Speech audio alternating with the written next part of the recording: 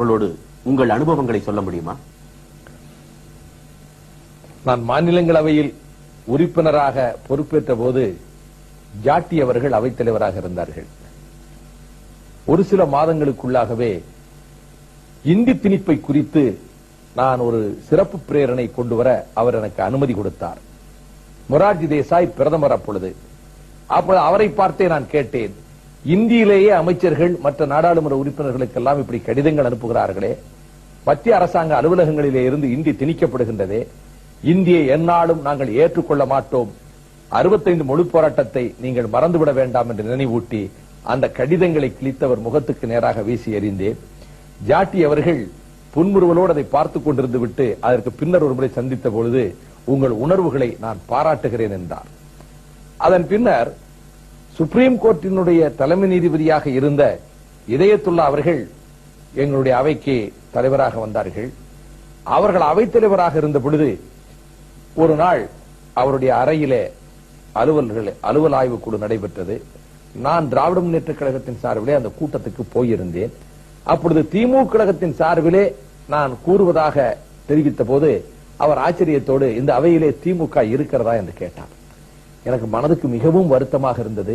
ஒரு மாபெரும் இயக்கம், அது பற்றி இப்படி கேட்டு விட்டாரே, நான் இந்த சபையில இருப்பது கூட அவருக்கு தெரியவில்லையே. கேள்வி நேரத்தின் போது மட்டும்தான் அவைத்தலைவர் இருப்பார், மற்ற வாதங்களின் போது அவைத்தலைவர் இருக்க மாட்டார். எனவே ஒவ்வொரு நாளும் கேள்வி நேரத்தின் போது துணை கேள்விகள் போட வேண்டும் என்று நூலகத்திலே முழு நேரம் நான் உழைத்தேன். அதனால் அடுத்து வருகிற நாட்களில் பொருத்தமான துணை கேள்விகளை நான் எழுப்பினேன். நான் எப்பொழுது கையை உயர்த்தினாலும் பின்னர் எனக்கு வாய்ப்பு கொடுக்க ஆரம்பித்தார். ஒரு 15 நாட்கள் கழித்து திரும்பவும் எல்லா கட்சி தலைவர்களோடு அவரது அறையிலே சந்திக்கிற பொழுது அனைவர் முன்னிலையிலும் என்னை பாராட்டி, நல்ல உழைப்பாளி இந்த திமுக உறுப்பினர் என்று சொன்ன போது நான் சார்ந்திருக்கிற கட்சிக்கு ஒரு மதிப்பை தேடி கொடுத்து விட்டதாக நான் கருதினேன். அது போலவே டாக்டர் சங்கர் தயாள் சர்மா அவர்கள், தற்போதைய குடியரசுத் தலைவர் அவர்கள், அனைவரிடத்திலும் மிக அன்பாக இருப்பார்கள். அவரை குறித்து காங்கிரஸ் கட்சியைச் சேர்ந்த, ஏன் மத்திய அமைச்சரவையிலேயே அவர் இணை அமைச்சராக பணியாற்றிய கே திவாரி அவர்கள் மிக தரக்குறைவான விமர்சனத்தை செய்திருந்த காரணத்தினால் அவரை அவையிலே கூண்டிலே நிறுத்தி அவர் மீது குற்றச்சாட்டை தொடுத்து அவரை மன்னிப்பு கேட்க வைக்க வேண்டும் என்ற கோரிக்கையை நான் எழுப்பினேன். அந்த கோரிக்கையிலே நான் வெற்றியும் பெற்றேன். டாக்டர் சங்கர் தயாள் சர்மா அவர்கள் துணை குடியரசுத் தலைவராக இருக்கிற போது வாசுகி பத்திரிகைக்கு, தினகரன் இதழினுடைய சார்பு ஏடாக, வார ஏடாக நடத்தப்படுகின்ற வாசுகி பத்திரிகைக்கு ஒரு நேர்காணல் வேண்டும் என்று கேட்டிருந்தார்கள். நான் நெல்லை மாவட்டம் தென்காசியிலே இருந்து துணை குடியரசுத் தலைவர் இல்லத்துக்கு தொடர்பு கொண்டு தொலைபேசியிலே நேர்காணல் கேட்டபோது அவரது செயலாளர், இது சாத்தியமில்லையே என்றார். இல்லை, என் பெயரை சொல்லுங்கள், ஒருவேளை ஒப்புக்கொண்டால் ஒப்புக்கொள்வார் என்றேன். 2 நிமிடம் கழித்து, நீங்கள் ரொம்ப அதிர்ஷ்டக்காரர், உங்களுக்கு இப்பொழுது ஒரு பேசுவார் துணை குடியரசுத் தலைவர் என்று சொன்னார். அதுபோலவே டாக்டர் சங்கர் தயாள் சர்மா அவர்கள் என்னிடத்திலே பேசினார்கள்.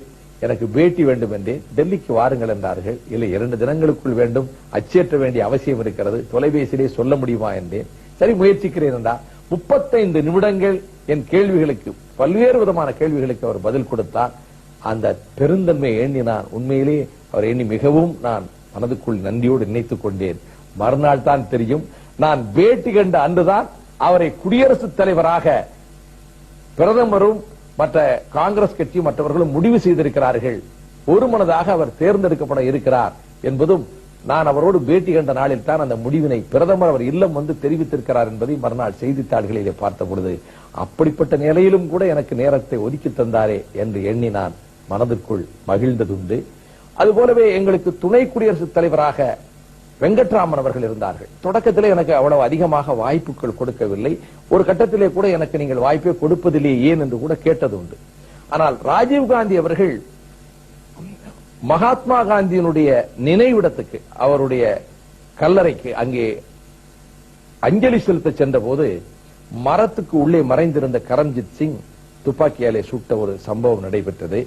இது குறித்து மாநிலங்களவையிலே கவன ஈர்ப்பு தீர்மான விவாதத்தை ஜஸ்வந்த் சிங்கும் நானும் இன்னும் சில நாடாளுமன்ற உறுப்பினர்களும் கொண்டு வந்தோம்.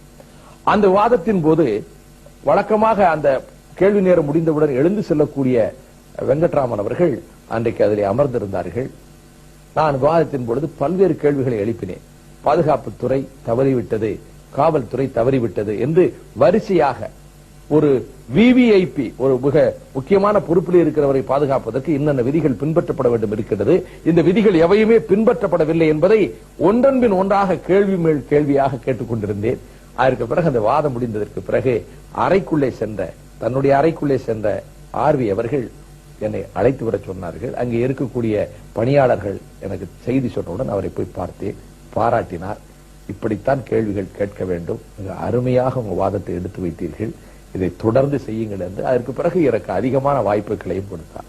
தற்போது எங்கள் அவைத் தலைவராக இருக்கின்ற குடியரசு துணைத் தலைவர் நாராயணன் அவர்களும்